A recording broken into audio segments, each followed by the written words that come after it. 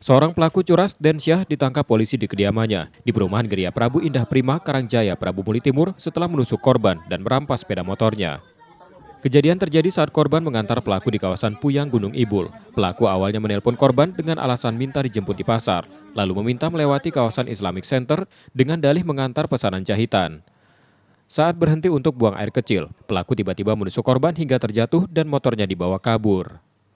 Modusnya yaitu pelaku yang mana meminta diantarkan oleh korban untuk ke daerah di Prabu Muli Timur melewati Islamic Center, yang mana kebetulan daerah tersebut terkenal agak sepi.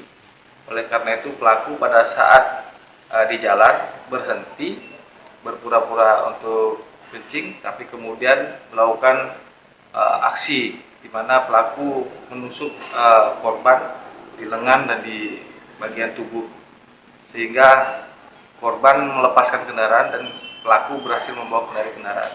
Dan Polres Prabu Muli berhasil bergerak cepat untuk mengungkap dan menangkap pelaku. Karena perbuatannya, Densyah terancam hukuman hingga 9 tahun penjara. Muklas Diferensial, Kompas TV, Palembang, Sumatera Selatan.